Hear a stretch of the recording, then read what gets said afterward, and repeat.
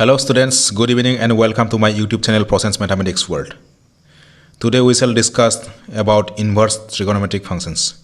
So before starting the main topic of this video, I request all the new viewers to subscribe my channel, and if you like the video then please do like, comment and share to your friends. So now let's start the main topic of this video.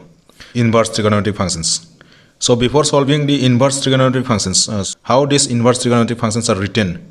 So let's see its forms. So actually there are 6 trigonometric ratios: sine, cos, tan, cot, sec and cosec. So these are sine, cos, tan, cot, sec and cosec. These are the 6 trigonometric ratios, and if we use these ratios as function, then it becomes trigonometric functions. When the function contains these ratios, then that function is known as trigonometric functions. And if we take the inverse of this all, then it becomes inverse trigonometric functions. For the sine, we shall write sine inverse, cos tan, cos inverse, tan inverse and so on. But we must be clear that there is difference between sine inverse and sine of whole inverse. So this is if you use the variable, then it is sine inverse x, then this is cos inverse x, and this is tan inverse x. And this sine inverse x is different from sine of x whole inverse. They are not equal. These two are not equal. Similarly, cos inverse x is not equal to cos x whole inverse, because for this you can write sine x, but for this we cannot write 1 by sine x. This is different one, and its function's name is known as inverse function. That means inverse trigonometric functions. So now let us do some problems of the exercise 2.1.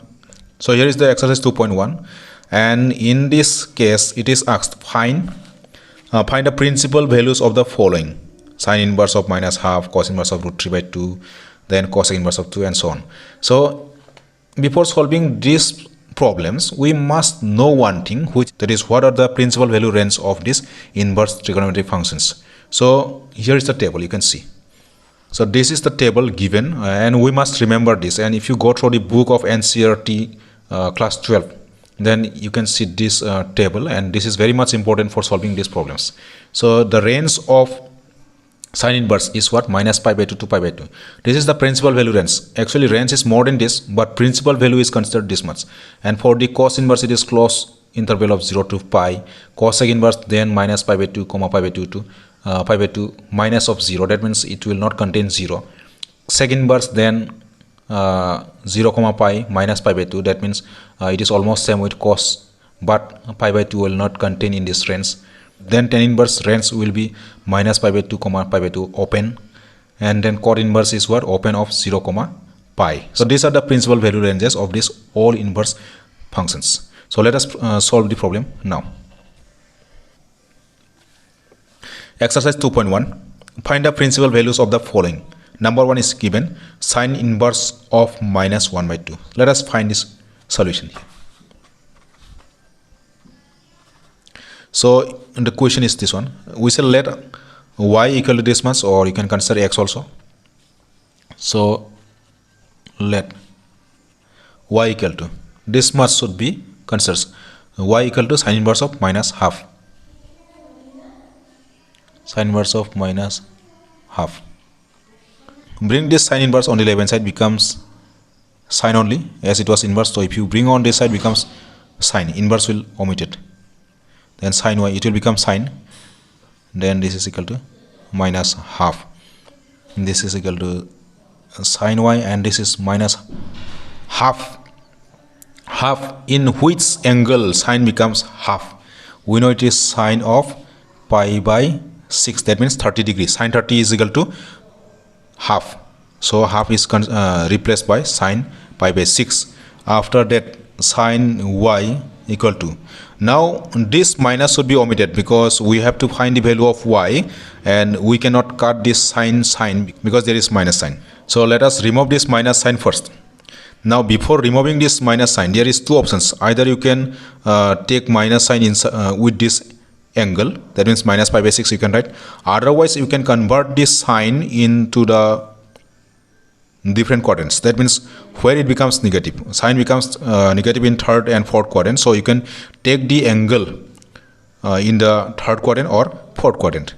Which one will be suitable? कौन सा वाला suitable होगा? मतलब हम इसको minus को हम omit कर सकता है by taking the minus with the angle or by taking the whole ratio into the third quadrant or fourth quadrant. But the principal value range for this sine is what? Minus pi by 2 to pi by 2. This must close interval. So इस interval में रहना चाहिए. लेकिन हम लोग अगर इसको third quadrant या तो फोर्थ क्वाड्रेंट में ले जाने पर ये हम लोग का जो एंगल होगा वो पाई बाई 2 से ज़्यादा होगा. इसलिए हम इसको थर्ड या तो फोर्थ क्वाड्रेंट में नहीं ले जाऊंगा. तो इसके बदले हम माइनस को यहाँ पर ला सकते हैं.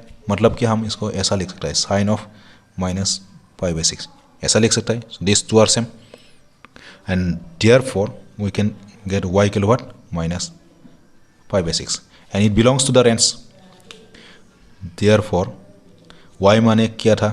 sin inverse minus 1 by 2 equal to minus pi by 6. So this is the answer. Very easy. Let us now do this question number 2. Cos inverse root 3 by 2. So what will be the principal value of this function? So here I am taking the solution. So this is also considered as y. Let y equal to cos inverse of root 3 by 2. So implies if you bring this cos inverse on the left hand side becomes only cos, and with y it becomes cos y. Then this is root 3 by 2. It is implies cos y equal to when it becomes root 3 by 2 for cos. That means which angle? That means cos of root 3 by 2 then 30 degree pi by 6. Cos 30 degree is root 3 by 2. That is why in place of root 3 by 2 we can write cos pi by 6. Why it is cos? Because there is cos, we should give cos here also. Now the range for the cos inverse is what? Cos inverse range is 0 to pi, and that is why whether after cancelling this cos we get pi by 6. We have cancelled this cos. After cancellation y equal to pi by 6. Now pi by 6 will belongs to 0 to pi. Yes, it is obviously. That is why answer is this pi by 6 only. Answer this much. Let us do one more problem here. We shall take 6 number, 10 inverse of minus 1. So here 6 number solution. As like before, you can let y equal to 10 inverse of minus 1. This is implies 10 y equal to हम लोग का होगा minus 1. तो इसके बाद 10y minus of, पहले minus को आगे रखो. 1 कब होता है 10 का? सो 45 में होता है, मतलब पाई बाई 4 में होगा. अभी हम लोग का जो रेंज है 10 का, तो 10 इनवर्स का जो रेंज था वो कितना था? वो साइन के साथ ही सेम था, minus pi by 2 to pi by 2. लेकिन ओपन होता है, मतलब हम लोग ये जो n पॉइंट्स है उसको ले नहीं सकता है.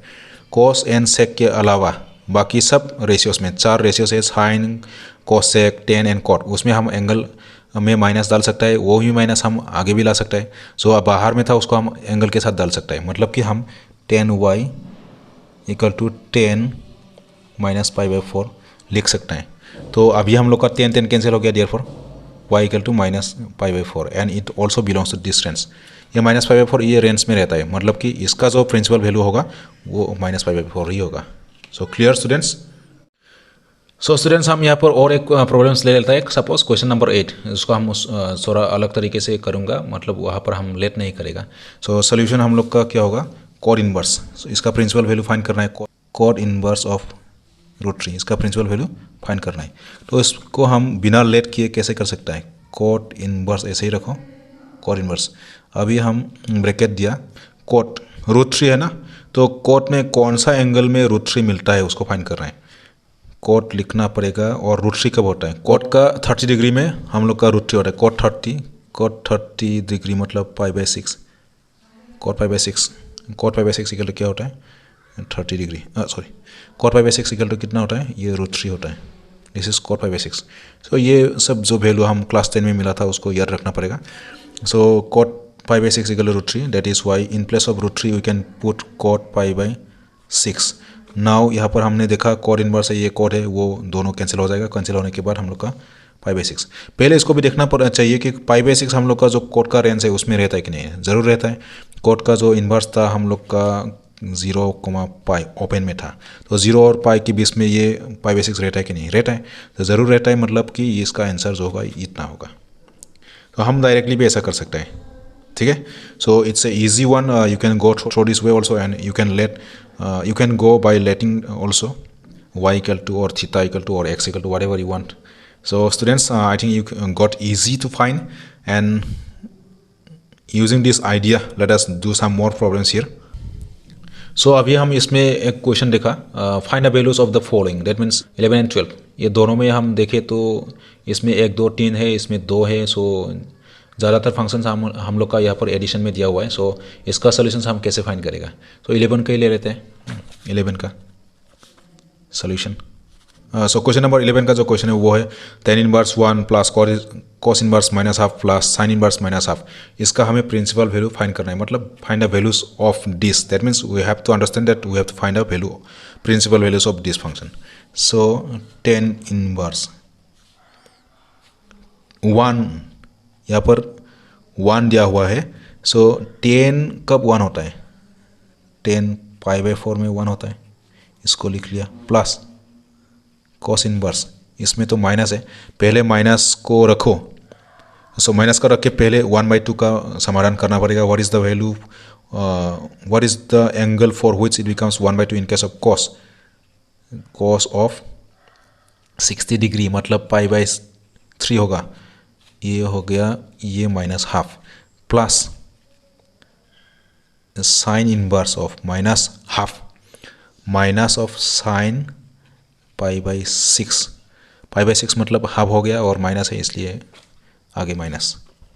इसके बाद ये हो गया हम लोग का tan inverse N, tan cancel, तो हम इसको लिख सकते हैं पाई/4, ये पाई/4 हम लोग का वो रेंज में रहता है 10 का। सो प्लस अभी इसका माइनस है, पहले cos इनवर्स लिख लेते हैं। ये जो माइनस है cos में हम अंदर नहीं ले जा सकते, बिकॉज cos का minus theta, cos minus theta equal to cos theta होता है, तो यहाँ पर हम साइन के जैसा tan के जैसा नहीं कर सकते हैं, तो इसलिए हमें इसको क्वाड्रेंट बदलना पड़ेगा। सो cos को cos ही रखना पड़ेगा, तो उसको एज इट इज रखने के लिए हमें पाई देना पड़ेगा। पाई के बाद कौन सा क्वाड्रेंट में cos निगेटिव होता है, फर्स्ट क्वाड्रेंट में तो सबका पॉजिटिव होता है, इसलिए इसको सेकेंड क्वाड्रेंट में लाना पड़ेगा, या तो थर्ड में, सेकेंड या तो थर्ड में, लेकिन थर्ड में नहीं ले जा सकता है, थर्ड में ले जाने से उसका रेंज से बाहर हो जाएगा, तो हम इसको सेकेंड में लाएगा। तो सेकेंड में लाने के लिए पाई के बाद माइनस जो भी है, यहाँ पर पाई/3 है, सो ये पाई/3 हो गया, इसमें पाई/6 होने से ये पाई/6 हो जाता है। तो cos को cos ही रखने के लिए पाई दे सकता है, या फिर 2 पाई 3 पाई 4 पाई जो हमें चाहिए।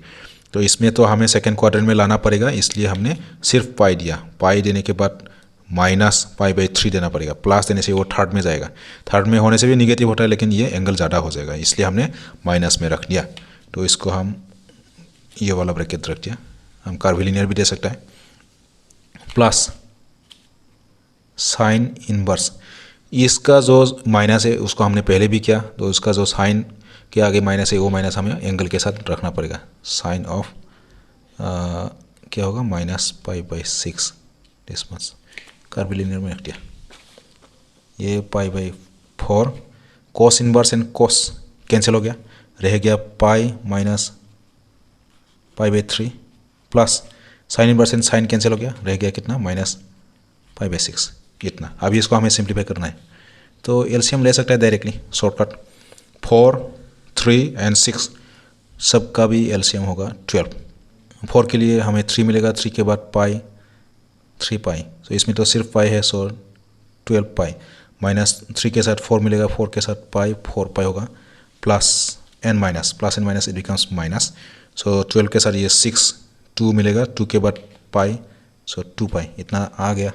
तो आने के बाद ये तो 12 आएगा ही, 3 पाई 12 पाई कितना हो गया, 15 पाई।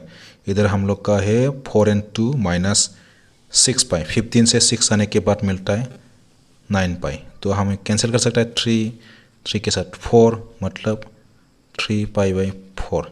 सो this is the answer in this case. So 12 को इसी तरह से तुम लोग कर सकते हैं। So there is only 2, you can solve like in 11. So let us try this 13 and 14. So 13 में दिया हुआ है sin inverse x equal to y, then which will be the correct option here. So sin inverse x equal to y. So मतलब y के लिए sin inverse x. So इसमें हमें y का जो रेंज होगा वो कहाँ से कहाँ रहेगा. So हमें तो ऑलरेडी पता है वो टेबल से क्रॉस इंटरवल ऑफ -π/2 to π/2, मतलब क्रॉस इंटरवल होने से वो एन पॉइंट को भी लेना पड़ेगा इक्वल वाला. सो ऑप्शन ए होगा B. B is the correct option. Let us do now question number 14. This is the question here. tan inverse root 3 minus of sec inverse of -2 is equal to, which is the correct option we have to find. So solution, tan inverse of root 3 minus of sec inverse of -2. It is the question here. Then how much it is? Tan inverse, then tan root 3, when it becomes root 3, the tan is your π/3, then minus of sec inverse. So -2 sec कहाँ पर 2 मिलता है, कौन सा angle में? sec of π/3 60 degree में होता है. sec 60 degree is 2. So tan inverse tan cancel हो गया. 3 माइनस ऑफ sec इनवर्स, ये sec का जो माइनस है आगे उसको हमें मतलब ओमिट करना है. so, कौन सा क्वाड्रेंट में लेने से ये माइनस ओमिट होगा. तो sec पाई माइनस π/3, ये जो π/3 है ना, इसको हम पाई माइनस π/3 लिख दिया तो ये माइनस ओमिट हो गया.